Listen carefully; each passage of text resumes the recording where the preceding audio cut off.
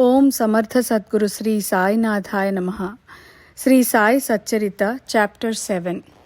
Wonderful Incarnation, Behaviour of Sai Baba, His yogic practices, His all-pervasiveness, Leper devotees' service, Master Khaparde's plague case, going to Pandharpur. Wonderful Incarnation. Sai Baba knew all yogic practices. He was well versed in the 6 processes including devotee, stomach cleaning by a moistened piece of linen 3 inches in breadth and 22.5 feet in length, Khanda Yoga, separating his limbs and joining them again, and Samadhi, etc. If you think he was a Hindu, he looked like a Yavan. If you think him to be a Yavan, he looked like a pious Hindu. No one definitely knew whether he was a Hindu or a Mohammedan. He celebrated the Hindu festival of Ram Navami with all due formalities and at the same time permitted the sandal procession of the Mohammedans. He encouraged wrestling bouts in those festivals and gave good prizes to winners.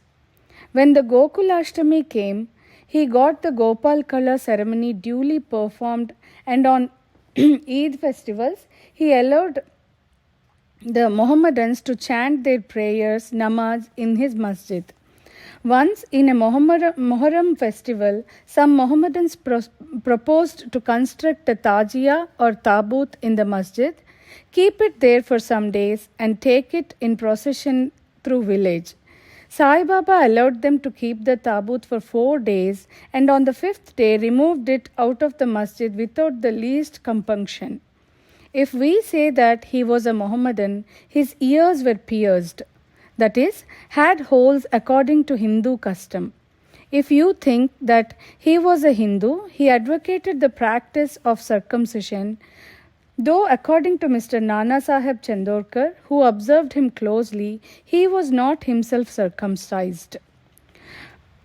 Read article in Sai Leela on Baba Hindu Ki Yavan by B.V. Rao, page 562.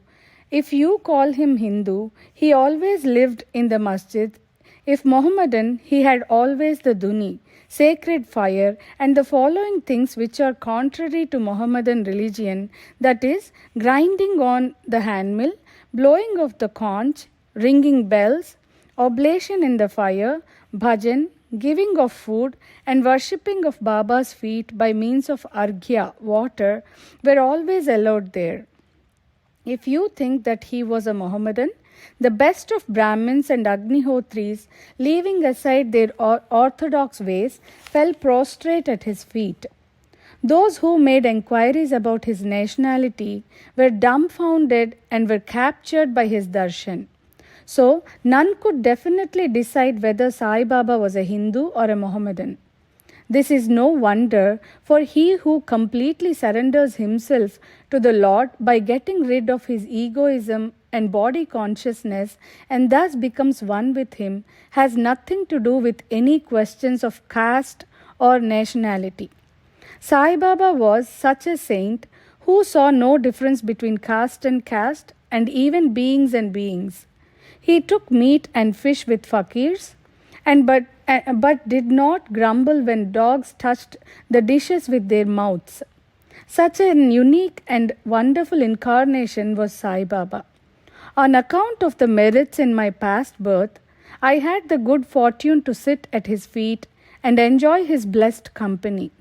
The joy and delight I derived therefrom was incomparable.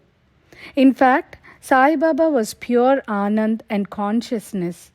I cannot sufficiently describe him, his greatness and uniqueness. He who took delight at his feet was established in his own self. Many sannyasis, sadhakas, and all sorts of men aspiring for salvation came to Sai Baba. He always walked, talked, and laughed with them, and always uttered the words Allah Malik, God is the sole owner. He never liked discussion or arguments. He always calm and control. He was always calm and controlled. Though irritable at times, he always preached full Vedanta and nobody knew till the last who was Baba. Princes and poor people were treated alike by him. He knew the innermost secrets of all, and when he gave expression to them, all were surprised. He was the treasure of knowledge, still he feigned ignorance. He also disliked honor. Such were the characteristics of Sai Baba. Though he had a human body, his deeds were godly. All people considered him as the Lord God in Shirdi. Behaviour of Sai Baba. Frail that I am, I cannot describe Baba's miracles. He got repaired all the temples in Shirdi. Through Tatya Patil, the temples of Shani, Ganapati, Shankar Parvati, village deity and Maruti were put in order. His charity was also remarkable. The money he used to collect as dakshina was freely distributed. He used to give from rupees 10 to rupees 50 to anyone at his sweet will. People were immensely benefited by having a darshan of Baba. Some became hale and hearty. Wicked people were changed into good ones. Kushta, leprosy, was cured in some cases. Many got their desires fulfilled. Without any herbal juice or medicine being put in the eyes, some blind men got back their sight and some lame ones got their legs. Nobody could see the end of his extraordinary greatness. His fame spread far and wide, and pilgrims from all sides flocked to Shirdi. Baba sat always near the dhuni and eased himself there and always sat in meditation, sometimes with and on other times without a bath. In the early days, he wore a white turban, a clean dhoti and a shirt. He started practicing medicine in the village, examined patients and gave medicines. He was always successful and he became famous as a Hakim, doctor. A curious case may be narrated here. One devotee got his eyeballs quite red and swollen. Doctor was not available in Shirdi. The other devotees took him to Baba. Other doctors would use ointments, unguents, cow's milk and camphorated drugs, etc. in such cases. Baba's remedy was quite unique. He pounded some biba, carpus anacardium, that is marking nut, made 2 balls, thrust them one in each eye of the patient and bandaged his eyes. Next day the bandage was removed and the water was poured over them in a stream. The inflammation subsided and the pupils became clear as before.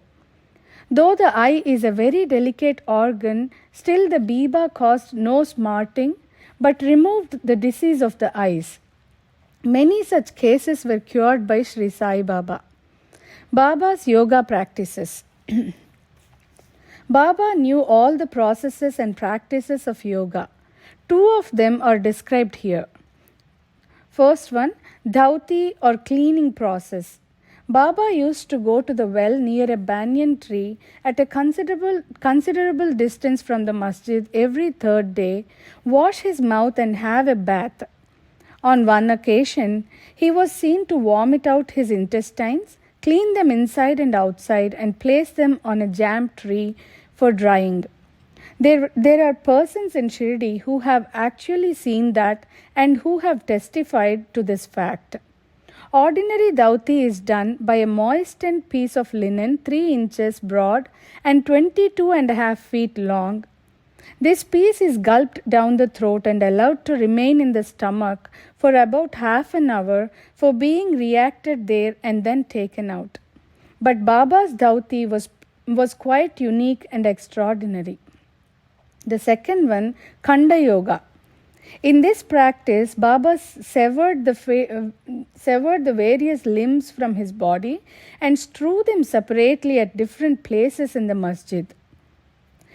Once a gentleman went to masjid and saw the limbs of Baba lying here and there.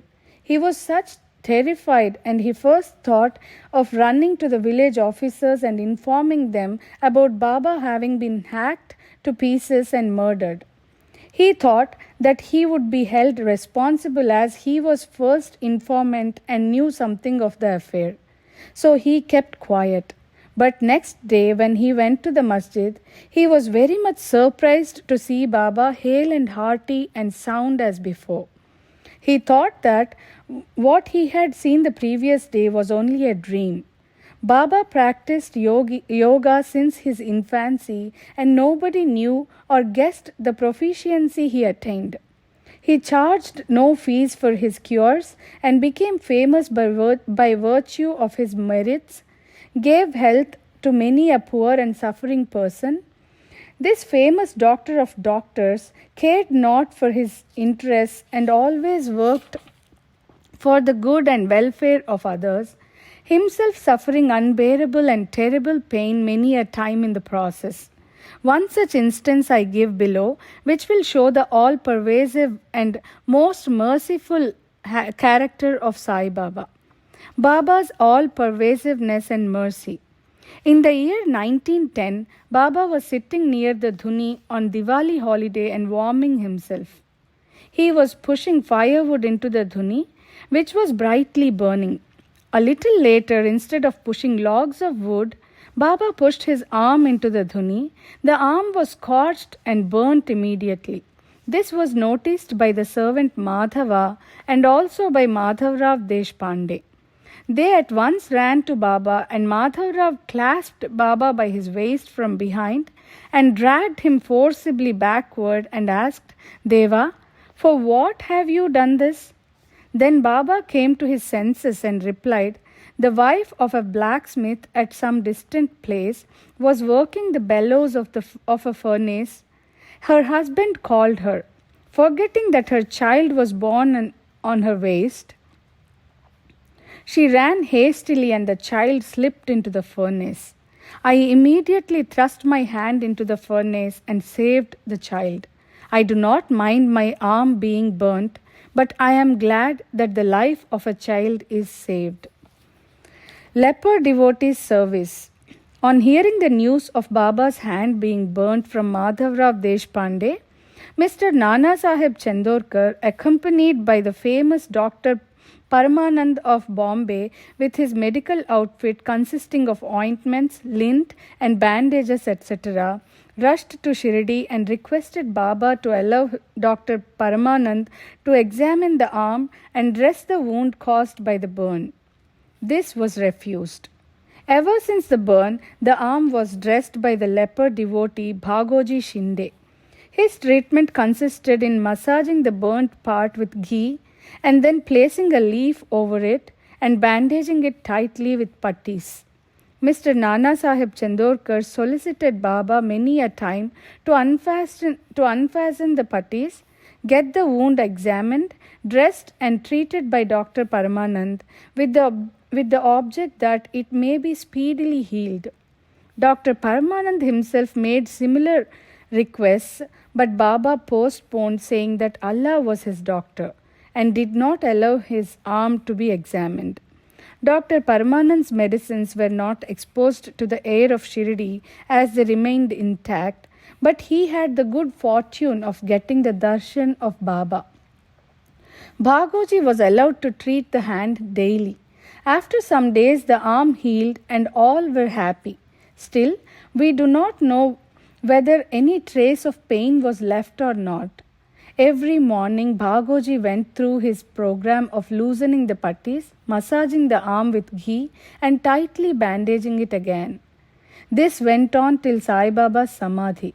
Sai Baba, a perfect Siddha as he was, did not really want this treatment. But out of love to his devotee, he allowed the Upasana, service of Bhagoji to go on uninterrupted all along.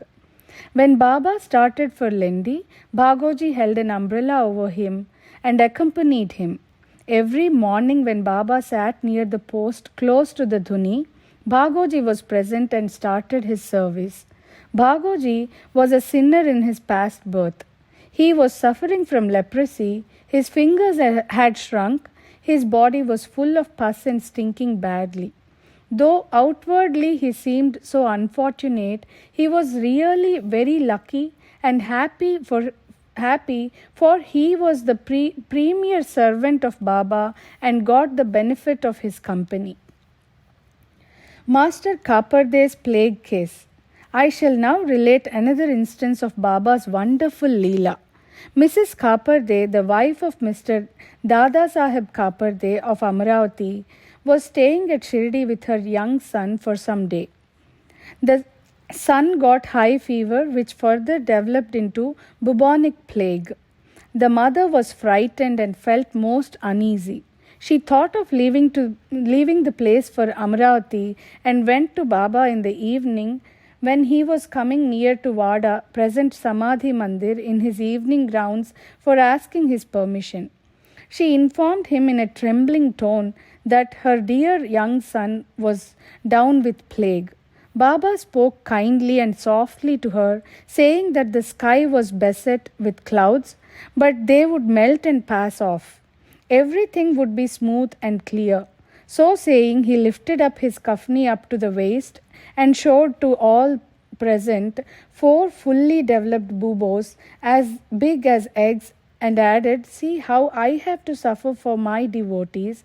Their difficulties are mine."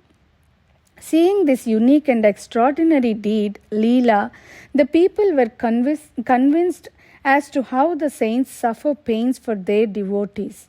The mind of the saints is softer than wax. It is soft in and out as butter. They love their devotees without any idea of gain and regard them as their true relatives.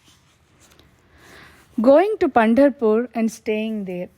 I shall now close this chapter after relating a story illustrated how Sai Baba loved his devotees and anticipated their wishes and movements. Mr. Nana Sahib Chandorkar, who was a great devotee of Baba, was Mamaltadar at Nandurbar in Khandesh. He got an order of transfer to Pandharpur. His devotion to Sai Baba bore fruit as he got an order to go and stay at Pandharpur, which is regarded as the Bhuvaikuntha, heaven on earth. Nana Sahib had to take immediate charge, so he left immediately for the place without writing or informing anybody at Shirdi. He wanted to give a surprise visit to Shirdi, his Pandharpur, see and salute his Vithoba, Baba, and then proceed. Nobody dreamt of Nana Sahib's departure for Shirdi, but Sai Baba knew all about this, as his eyes were everywhere, omniscient. As soon as Nana Sahib approached Neemgaon, a few miles from Shirdi, there was a stir in the masjid at Shirdi. Baba was sitting and talking with Mahalsapati, Appa Shinde and Kasiram when he at once said, "Let us all 4 do some bhajan. The doors of Pandharpur are open. Let us merrily sing." Then they began to sing in chorus, the burden of the song being, "I have to go to Pandharpur and I have to stay on there, for it is the house of my Lord." Baba sang and the devotees followed him. In a short time, Nana Sahib came with his family, prostrated before Baba, and requested him to accompany them to Pandharpur and stay with them there. This solicitation was not necessary, as the devotees told Nana Sahib that Baba was already in the mood of going to Pandharpur and staying there. Hearing that, Nana Sahib was moved and fell at Baba's feet. Then, getting Baba's permission, Udi, the sacred ashes, and blessings, Nana Sahib left for Pandharpur. There is no end to Baba's stories, but let me now make a halt here, reserving for the next chapter other topics such as importance of human life, Baba's living on alms, Bayajabai's service, and other stories. Bow to Shri Sai. Peace be to all.